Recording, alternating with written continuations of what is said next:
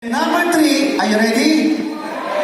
The wedding clothes is relevant. The wedding clothes is important. Hallelujah. God called us to salvation. Only one thing hinihingi niya, wear your wedding clothes. Kaya kailangan, pahalagaan natin yung wedding clothes. Kaya tanong, what is the wedding clothes? Hallelujah. Ano yung wedding clothes? Kailangan natin alamin. Sapagkat simula nung nalaman ko yan noong 1987 hanggang ngayon, suit ko yan.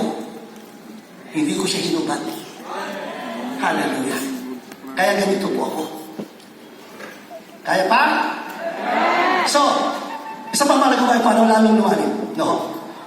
What is the wedding clothes and why it is important? See that word clothes? No. Sa Revelation chapter 3, yung binasa natin kanina na 14 verse nyo, yet you have few people in church who have not soiled their clothes. They will walk with me dressed in white, for they are worthy. He who overcomes will, like them, be dressed in white.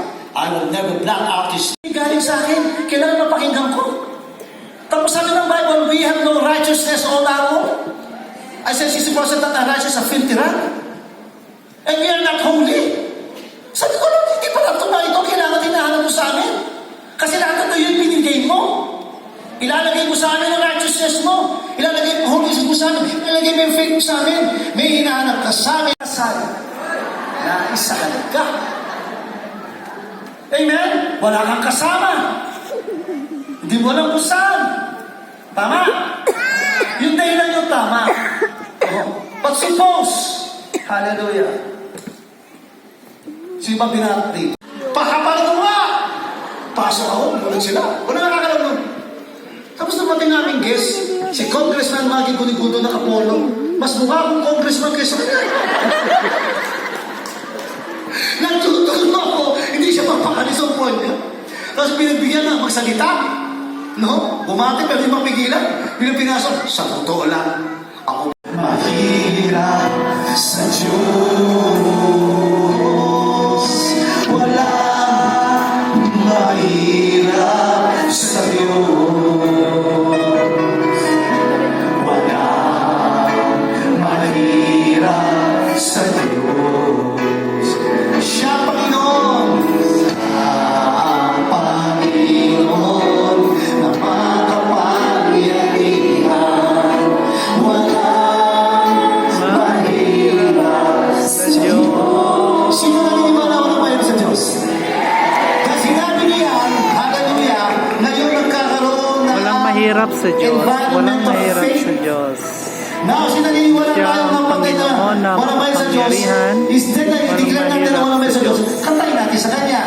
Itaas mo ng F.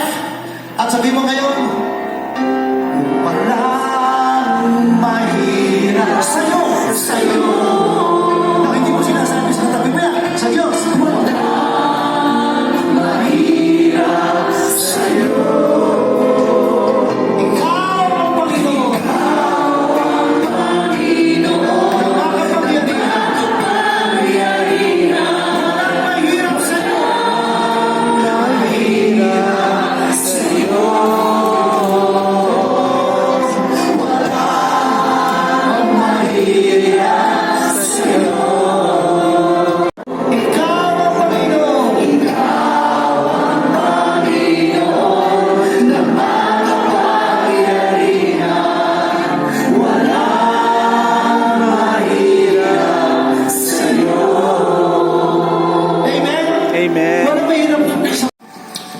So that I will be able to give my tithes. Akala ko, pagkaakala ko, parang mali yata yung prayer ko. Pero within that year, after me graduating and passing the board exam, within that year, meron talagang work. May job talaga na binigay ni Lord. So sabi ko, mukhang hindi naman pala mali yung panalangin ko. And since that time, parang na-implant sa akin na I really have to obey the Lord. So yung prayer ko na yun na baby Christian prayer, nagkatotoo. So I really have to obey ang Panginoon. So since That time is a prayer ko, up to this time, sabi ko, itong giving na to, marami ako natutunan. Level per level yung giving. So baby Christian, on that time, I was giving my tithes and of course my offering. Pero habang pala ginagawa mo yun, habang nag-o-obey ka, nagle-level up din pala yung pagkaalam mo regarding sa giving. So, I was blessed sa pag-ibigay ko ng 10% ko and my offering. Pero sabi ko, di ba sabi ni Lord, test me in this. So, ginawa ko ulit yung another. Kailangan mag-level up hindi kailangan hindi dapat mag-stagnant yung way of giving ko. So, yung ginawa ko doon is, I give my, dati is neto lang yung binibigay ko. Sakto lang din.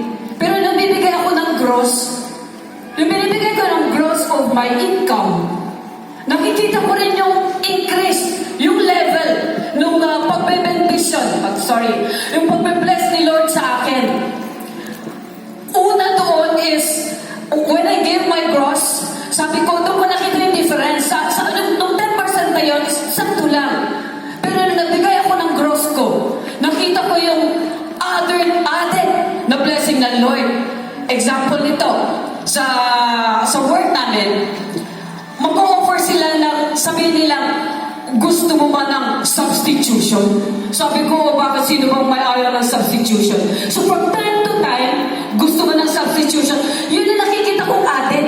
Isa pa na in-offer sa akin. During the pandemic time, nung nasa Ifugao ako, bibihira, di ba? Sa government, kumbaga, pag nakapasok ka lang sa government, sasabihin nilang, oops, sino yung backer mo? Bakit ka nakapasok dito? Yung bang ganun ba?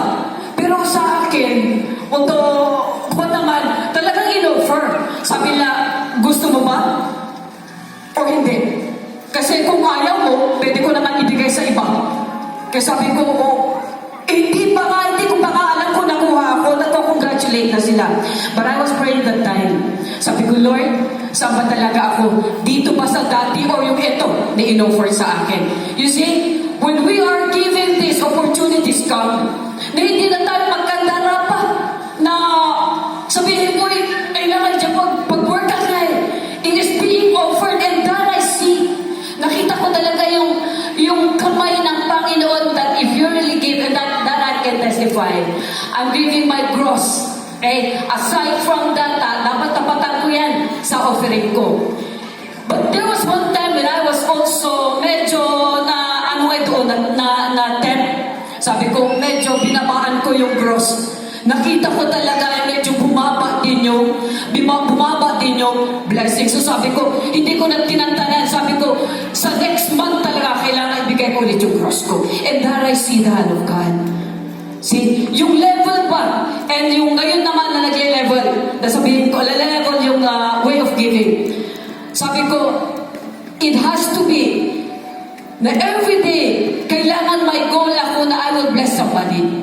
Not only on monetary, but even sa blessing, yung pag-pray ba, kahit yung simple bagay na gawin mo for you to be a blessing to others, maganda kasi yung pakiramdam. Pag naging blessing ka sa iba, of course, aside sa monetary mo, maganda yung pakiramdam. So ito, with this, aside po dito sa, hindi talaga sa atin ang tithes and offering, it is a command of Lord that we really have to give our tithes and offering. Ito pa yung isa. You know what? I know that every one of us were blessed. Doon sa kahapon pa po yun, na nagtuturo siya, Apostle, we are so blessed and much more again sa araw na ito. Ramdam na ramdam natin kasi tumunggal. Po nagkita iti matan ti tumunggal maisa. Ket amo ka na bendisyonan. Iso nga, it is also time na aside sa tithes and offering natin, we will give sa alagad ni Apolios. Lukan tahayahan ng maawatan. Iso nga, it is our chance really na to bless itong man of God also. So, the singers will sing as we all stand po to give. You're just simply incredible. You're brilliant. You're amazing. Thank you very much, Apostle Joseph. ako na nandito ako sa likod, tinawag ko ako dito kanina.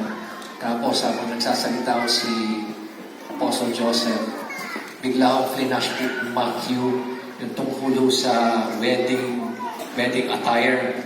At ako na may nahihiya ngayon dahil sa itsura ko. Kaya gusto ko umatras, pero pinaupo naman ako ni Pastor Andrew doon ngayon. Hindi na ako maka-atras kanina. Kaya kung ganito yung itsura ko, tingnan yung itsura ko. Huwag ko kayo mag-alala, Apostle Joseph, white shoes mo to. White shoes mo to. But nonetheless, I would like to thank all of you. I would like to greet all the delegates coming from the different provinces of Cordillera, nandun po sa Lowlands. Thank you po dahil umakyat po kayo sa Baguio. Alam ko po mainit na mainit ang lugar ninyo. Kaya ako naman, pasensya na ho kayo, hindi ho namin pwedeng itaas yung temperatura namin. No? Gusto namin itaas ng 44 pero hindi ho namin kaya talaga. At 26. And finally, before I end, I just would like to leave you with these thoughts. If, again, 14th, happy 14th anniversary. Keep on going. Maraming salamat. And as I said, just to leave you with these thoughts, if you like to achieve perpetual, lasting happiness, all you have to do is trust. Put your full trust in the Lord. Maraming salamat. Yes. Amen. Totoo naman po.